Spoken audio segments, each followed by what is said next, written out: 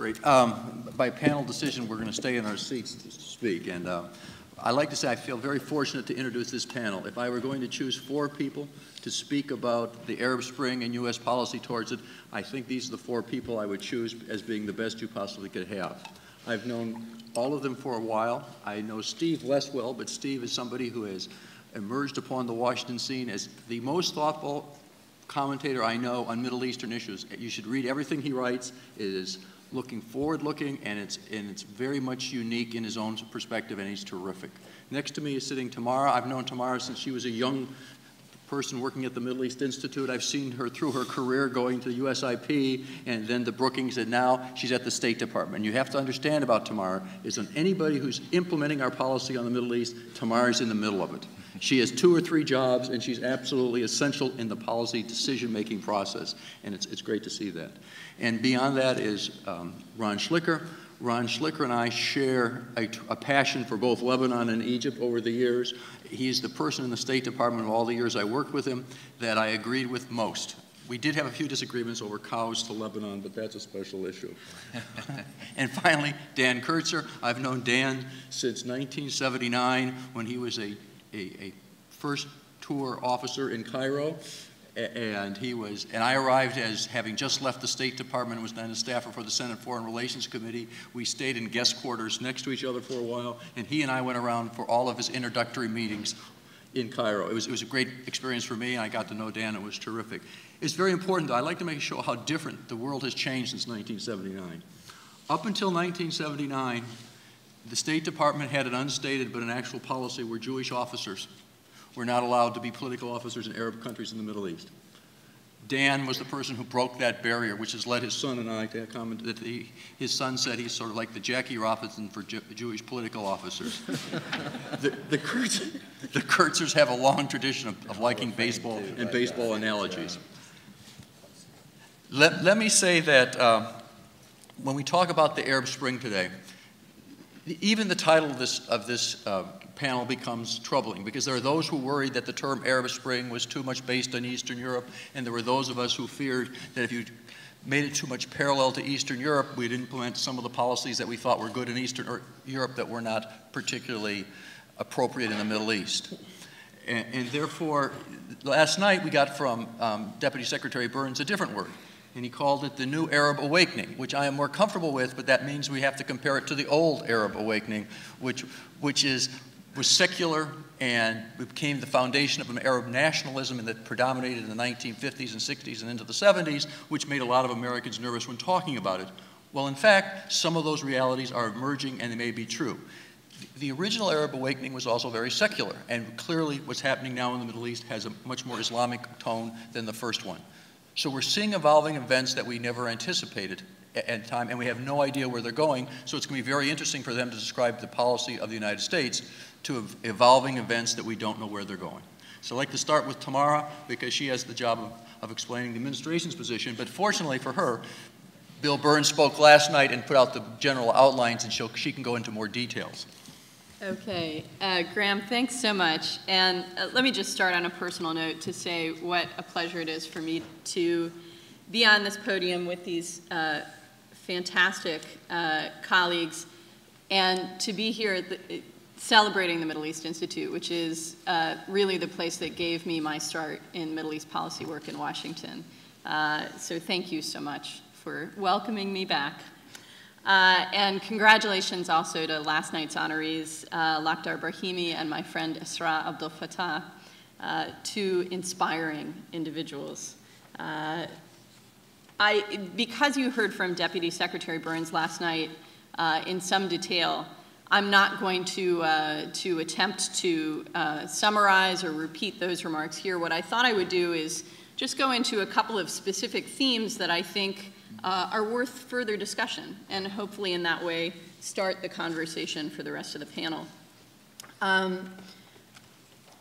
I guess the first theme is one of the themes that I think grounds very much our approach to the events of this year, which is that this has been coming for a long time. The pressures for change in the region have been building for a long time, and those of us who study the region, spend time in the region, have seen those pressures building in this younger generation and its determination to play a role in the future of its society, in economic stagnation and corruption and the frustration and inequality that produced, and then changes in the media environment and the way that shaped people's conception, their access to information, their sense of connection to one another. So the pressures producing the demands for change that we see across the region today have been building for years. They're not going away anytime soon. They exist in various forms all across the region.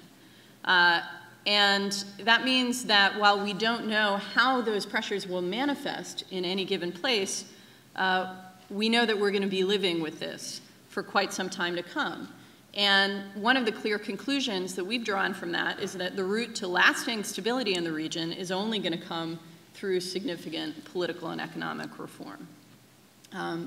As Secretary Clinton said a few days ago, the greatest single source of instability in the region today is not the demand for change, but the refusal to change. And I think we see this fact clearly reflected in the different trajectories evident in different places in the region, whether it's Tunisia, where peaceful protest led the military to side with the people and push Ben Ali from power, or Syria, where Bashar al-Assad is fruitlessly, but with great brutality, trying to hold back change at the point of a gun. Fundamentally, though, I think we see this moment as a moment of strategic opportunity as well. And that's because of how these changes came about. Seeing this rising generation of Arab young people taking control of their future, and in doing so with great determination and discipline, they were not only rejecting the tired voices of their elders who told them to wait their turn, but they were also rejecting the dark voices of those who were telling them that the only path to change was through unending confrontation and violence. And I think that it's they who have put forward a positive alternative for the future of the region that is really promising, and something that all of us, I think, should not only be inspired by, but work to support. So we do see this fundamentally as a moment of opportunity. That said, I understand the anxiety and the skepticism that we see across the region, and I think in other places as well, including here in the US, about what these changes might bring and what their implications might be. Transitions are, by their very nature, uncertain. They carry risks. Certainly we know that a revolution by itself does not produce democracy, just as an election by itself does not produce democracy.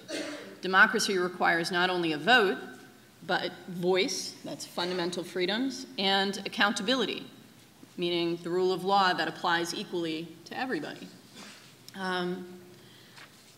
We know also that not all of those who win support in newly democratic politics will agree with us on everything. They might not even like us very much.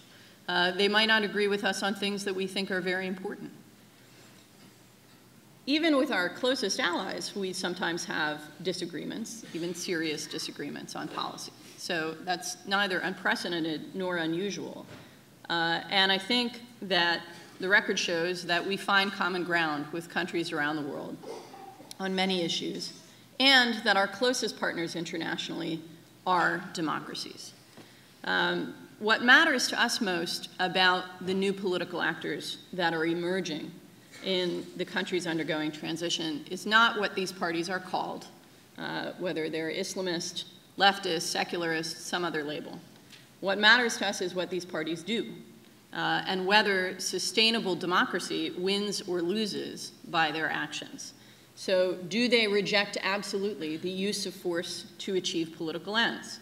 Do they commit to democratic rules of the game, even when they lose the game? Do they respect the rule of law and fundamental rights and freedoms for all citizens, including for women and minorities? Do they act with a sense of the responsibility that comes with power and representation, a responsibility to preserve the peace and to put citizens' interests above their own. I know, and this has been an issue of longstanding discussion in the region, that there are many who are skeptical about the democratic credentials of some of the new political actors emerging in Tunisia and Egypt and Libya. I think it's good to ask the questions that I just laid out of all of those who want to join the democratic process. Those are the questions that we're asking as we engage with this increasingly diverse set of political actors. But fundamentally, I think the way to ensure that democracy wins is to ensure the quality of the democratic process, to ensure not only that elections are free and fair, but that the process as a whole is open, fair, and competitive, that voters have real choices, and that parties competing for those votes face real challenges. It's ultimately the citizens of the region who have to press the parties to speak to the issues that concern them the most. Second theme I'll raise briefly, I think one of the things that I've learned during my time in government is how hard it is sometimes for us not to do things. We care deeply about the outcomes of these dramatic changes, both because we've been inspired by them, because they reflect values that are very dear to who we are as a country, but also because we have strong interests at stake. But I think it's been very important for us to remember as we've structured our response that what's happening in the Arab world today is fundamentally not about us. We're not driving these changes, and we will not determine the outcomes. We do have a role to play, and we have targeted support that we can offer to those who seek it. Support to bolster civil society, support to build democratic institutions, support to cultivate broad-based opportunity for citizens so that democracy delivers real results for people. I think, in fact, in many ways, we're fairly well prepared to respond to these events and to provide that kind of targeted support, because even before the Arab awakening began, we had already done a good deal of work to change the way we did business in the region. President Obama and Secretary Clinton embarked on this effort from the very beginning of their time in office. And as President Obama promised in Cairo, we've worked pretty assiduously excuse me, to broaden our engagement, to build partnerships with citizens as well as with governments, partnerships rooted in universal values, in mutual respect, in mutual accountability. And Secretary Clinton, throughout her tenure, has emphasized the centrality of young people, of this rising generation, and the importance of civil society. Virtually every trip she's made to the region, she's taken time to meet with civil society activists. She stood up strongly for the right of citizens to organize and advocate for change. And I think in all our foreign policy in this region and elsewhere, the President and the Secretary have elevated the integral links that we see between diplomacy, democracy, and development. So at the end of the day, how would I characterize our role?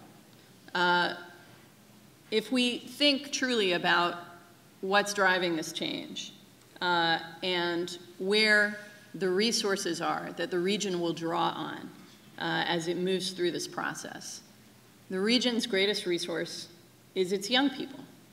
They've already demonstrated their ingenuity, their discipline, their commitment, their creativity. Just look at what they've already achieved against such incredible odds. So our role, I think, is to listen to them, to understand what they're trying to do, to facilitate their work, the priorities and the goals that they set for themselves.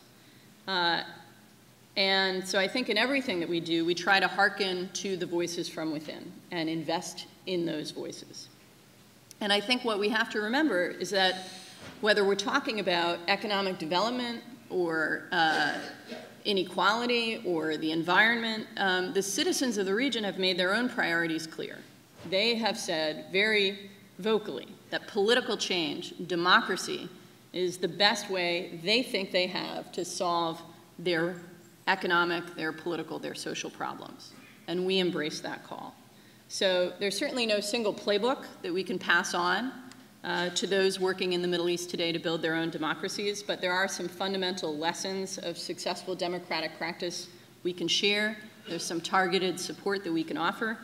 And as these countries move down the path of democratic change, of economic reform, we are working to respond and will continue to respond to help them build all the core elements that sustain democracy over time. I think at the end of the day, we can acknowledge the uncertainty, we can acknowledge the anxiety, but all of that, to me, is an argument for us to remain closely engaged.